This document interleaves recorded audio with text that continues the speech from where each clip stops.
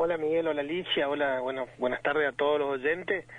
La verdad que nosotros veníamos planteando al gobierno que no se podía hablar de porcentaje por la situación en la que se encuentra la maestra de grado, ¿sí? Nosotros siempre los enfoques lo veníamos haciendo con la maestra de grado, que era que hoy está más relegada en el escalafón, y en donde pasa una situación que la maestra de grado tiene solo un cargo, ¿sí? Es muy difícil que esa maestra de grado pueda acceder a la jornada completa, a la jornada extendida o al doble cargo, ¿sí? Esto significa trabajar de mañana y de tarde, y tener esos dos cargos, ¿no? Nosotros siempre le venimos diciendo al gobierno y veníamos preguntando, y el otro día el gobierno nos volvió a afirmar que el 75% de las maestras que están en primaria tienen solo un cargo, solo un 25% tienen el doble cargo, jornada extendida o esto del doble cargo. Entonces esto hace que esa maestra de grado le estamos condenando prácticamente a la indigencia, y a la que se está por jubilar está en la línea de pobreza. O sea, la maestra sí o sí es pobre, y las que recién se inician prácticamente son indigentes con los valores que se está hablando. Entonces hablar de porcentaje iba a ser muy injusto, porque vos necesitás prácticamente casi un 50% de recomposición de ese sueldo que cobra la maestra de grado para salir de esa situación. Entonces nosotros le hablábamos de esto, de cómo hacer para pasar de estos 500.000 que está cobrando la que recién se iniciaba a por lo menos un 800.000 de inicial, que también es el valor que se maneja en el noreste. ¿Sí? Todas las provincias del noreste argentino están en ese valor de inicial de 800.000 pesos, ¿no? Entonces era una situación muy complicada. El gobierno inicialmente ofreció 1,5 y 1,5 por bimestre, que era nada prácticamente, sí, 7.500 pesos bolsillo para esa maestra de grado, que no significa absolutamente nada. Y la última propuesta que nos hizo, y que seguramente también le hizo en la otra mesa, y que entiendo que no aceptaron, sí, pero después salen en los noticieros que sí, que se aceptó, entonces uno no entiende, porque supuestamente iba a sacar por decreto, pero tampoco se vio una planilla firmada por esa otra mesa, ¿no?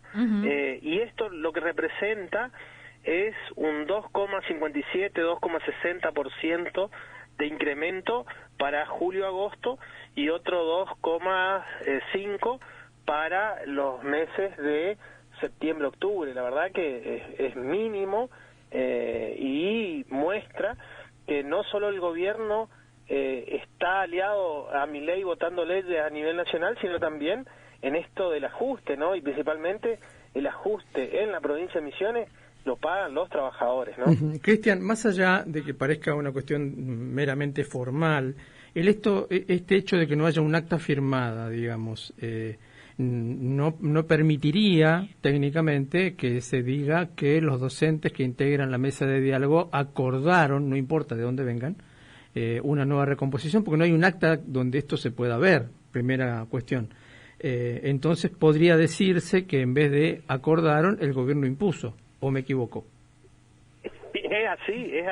Lo que pasa es que queda muy feo para estos gremios que le vienen acompañando casi todo, decir lo contrario, y también queda feo que firmen, porque si firman van a quedar más que expuestos con sus afiliados, porque los afiliados le dan un mandato para que vayan a negociar, pero para arriba, no para abajo, porque prácticamente esto no siquiera recompone.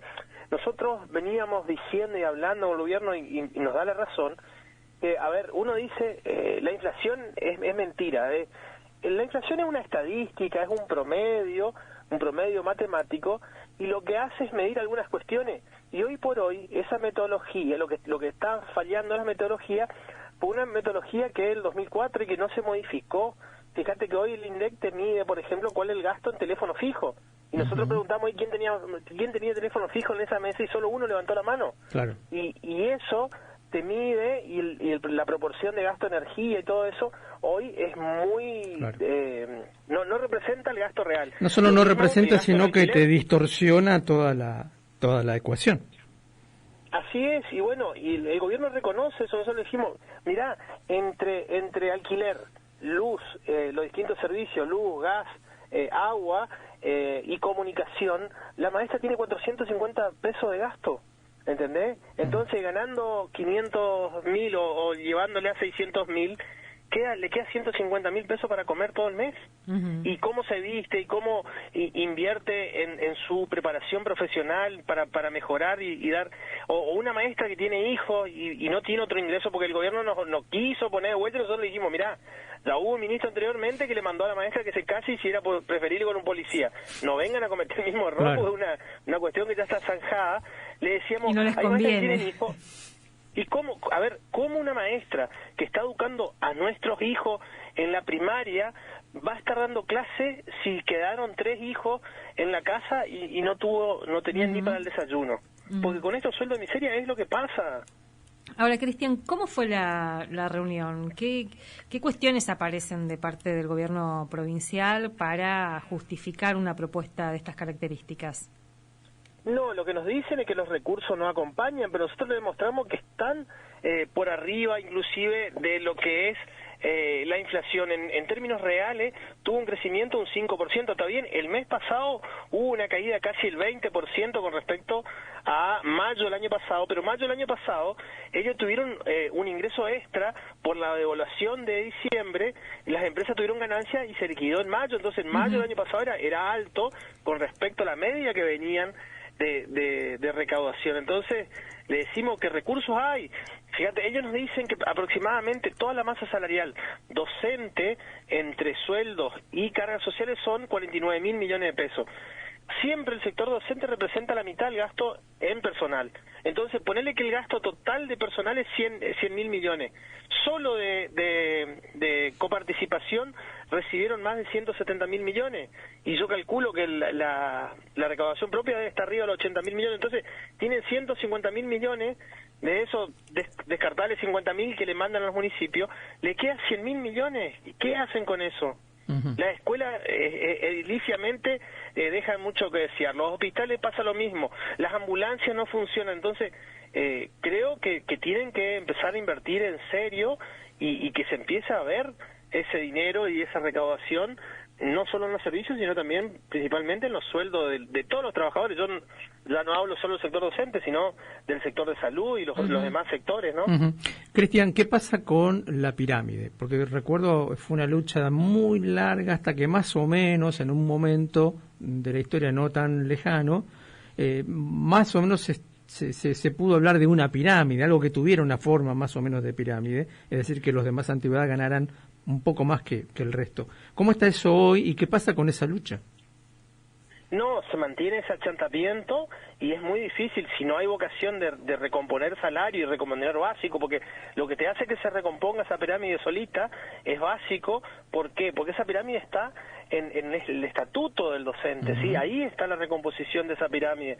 Pero si vos le empezás a agregar adicionales, le empezás piso, falso piso y un montón de otras cuestiones, vos terminás distorsionando eso y hoy estamos en el que recién se inicia y máxima antigüedad en un 50% de recomposición cuando tenía que estar arriba del 70%.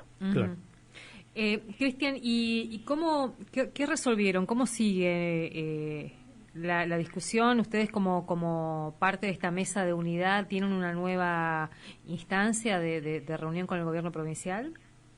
Sí, no, el diálogo quedó abierto, no se rompió el diálogo, pero bueno, hoy se inició un día de huelga de asueto, y bueno, por esta cuestión de que rechazamos en forma contundente el ofrecimiento, porque es miserable, ni siquiera se podía analizar esos números. Nosotros le decíamos, y volvieron a insistir con porcentaje, le decíamos, no queremos porcentaje, queremos valores, queremos llegar a Fíjate, en las discusiones de años anteriores, nuestro horizonte era que la maestra de grado alcance la canasta básica total. Estamos hablando del 1.000.000 de pesos, ¿sí? Y ahora estamos en la mitad de eso, ¿sí? Es mucha la diferencia, y principalmente esto se dio desde el año pasado, desde la deuda que quedó pendiente de esa devaluación de diciembre y enero.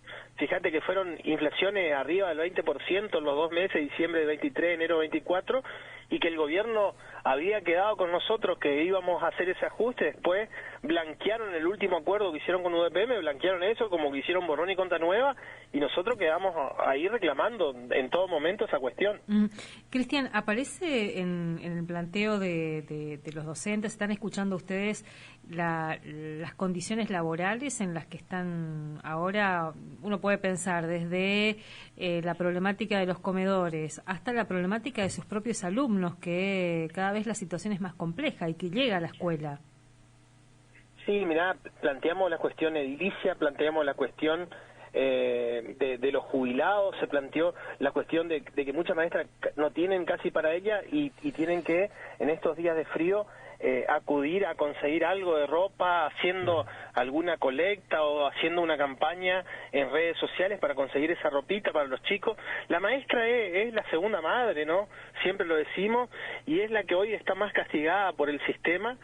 Fíjate que hay porteros que ganan más que la maestra de grado. Esa es la situación hoy de cómo quedó retrasado el salario de esa maestra, pero no quedamos solo en la cuestión salarial, quedamos avanzando en otras cuestiones, cuestión de la designación de portero en muchas escuelas en donde van perdiendo el portero, y para designar o para nombrar un portero nuevo te pide que por lo menos la matrícula sea de 250 alumnos.